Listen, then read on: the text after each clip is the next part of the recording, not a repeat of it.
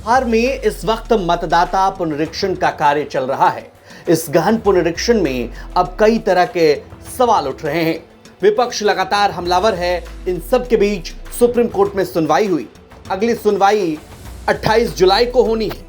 इन सब के बीच election commission of India की एक बड़ी टिप्पणी सामने आई है। चुनाव आयोग ने आधार कार्ड को लेकर एक टिप्पणी की है। चुनाव आयोग ने स्पष्ट किया कि एसआईआर के पृष्ठ संख्या 16 के अनुसार इलेक्शन कमीशन ऑफ इंडिया पहले से ही आधार कार्ड स्वीकार कर रहा है। दिए जा रहे गणना प्रपत्रों में इपिक क्रमांक पहले से ही मुद्रित है। यानी कि अब तक आपने जो अलग अलग जगहों पर खबरें देखी होगी और बिहार के अन्य जिलों से जो तस्वीरें सामने आई, जिसमें कई जगह बीएलओ आधार कार्ड लेते नजर आ रहे हैं, इलेक्शन कमीशन ऑफ इंडिया के मुताबिक आधार कार्ड इसमें पहले से ही स्वीकार हैं और एसआईआर के पृष्ठ संख्या 16 पर ये अंकित हैं। हालांकि 11 तरह के दस्तावेज जो मांगे गए थे उसमें से आधार कार्ड का जिक्र नहीं है। निर्वाचन आयोग के मुताबिक जिन लोगों का नाम 1 जनवरी 2003 की मतदाता सूची में है, उन्हें और कोई कागज देने की जरूरत नहीं है। उन सभी को प्राथमिक तौर पर भारत का नागरिक माना जाएगा। 1/3/2003 की मतदाता सूची एसआईआर के आदेश जारी होने के साथ ही सार्वजनिक भी हो चुकी है। इस पर लगातार विपक्ष सवाल उठा रहा था और सुप्रीम कोर्ट में इस मामले में सुनवाई हुई। सुप्रीम कोर्ट में इस मामले में तीखी बहस भी हुई और उसके बाद सुप्रीम कोर्ट ने इस मामले में टिप्पणी की और चुनाव आयोग से कहा कि इसमें आधार कार्ड, राशन कार्ड जैसे कार्ड को शामिल किया जाना चाहिए। अब इस पर ईसीआई ने अपना स्पष्टीकरण दिया है।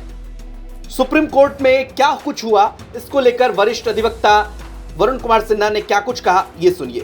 टोटल रोल रिवीजन की कार्रवाई इलेक्शन कमीशन ऑफ इंडिया के द्वारा बिहार के अंतर्गत किया जा रहा है। वो बिहार में आने वाले यानी कि नवंबर 2025 में जो चुनाव होना है उसके मद्देनजर किया जा रहा है, ऐसा उनका एलिगेशन था इलेक्शन कमीशन ऑफ इंडिया के ऊपर। उन्होंने यह भी कहा कि आधार को क्यों नहीं कंसीडर किया जा रहा है इलेक्शन कमीशन ऑफ इंडिया के द्वारा, लेकिन उनके तमाम दलीलों को झुठलाते हुए इलेक्शन कमीशन के तरफ से माननीय राकेश द्विवेदी सीनियर एडवोकेट साहब ने स्पष्ट शब्दों में कहा कि जो भी कार्रवाई इलेक्टोरल रिफॉर्म का चल रहा है वो संविधान के दायरे में है और रिप्रेजेंटेशन ऑफ पीपुल एक्ट की जो धारा 21 है, सब धारा 3 और 4 के हिसाब से चल रहा है, इसलिए उसमें कहीं भी किसी तरह की इलीगलिटी नहीं है। तो प्रमा फेसाई माननीय सर्वोच्च न्यायालय ने जो इलेक्शन कमीशन ऑफ इंडिया की दलील को कंसीडर करते हुए विपक्ष को किसी भी तरह का इंटरिम स्टे ऑर्डर देने के लिए इच्छुक नहीं थी। माननीय न्यायालय के मूड को भांपते हुए पिटिशनर्स ने अपने स्टे एप्लीकेशन को आज प्रेस नहीं किया है और इस तरह से इलेक्टोरल रोल रिवीजन के मामले में माननीय सर्वोच्च न्यायालय का किसी भी तरह का स्टे ऑर्डर नहीं है। यानी कि election commission of India electoral reform को आगे करेगी। रिवीजन जो है इलेक्टोरल रोल्स का बिहार के अंदर वो चलता रहेगा और अगली तारीख 28 जुलाई 2025 माननीय सर्वोच्च न्यायालय ने मुकर्रर किया है।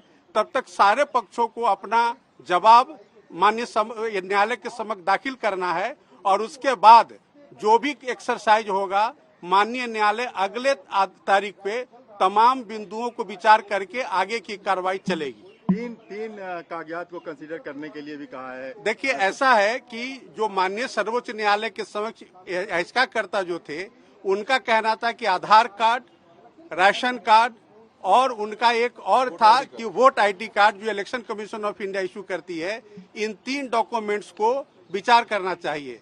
माननीय न्यायालय ने कहा कि अगर इलेक्शन कमीशन चाहे तो इन डॉक्यूमेंट्स पर भी विचार कर सकती है, ऐसा उन्होंने आज अपने आदेश में लिखाया है। मैंडेटरी नहीं है? नहीं, ये बिल्कुल मैंडेटरी नहीं है। उन्होंने कहा कि जो वर्ड यूज किया है माननीय अदालत ने कि मे कंसीडर, तो वो कंसीडर करेंगे। अगर उनको उचित लगे कि ये कंसीडर करने के लायक नहीं है तो वो रीजन के साथ खारिज कर सकते हैं। धन्यवाद। दिल्ली से संजय शर्मा और अनीशा माथुर की रिपोर्ट, बिहार तक।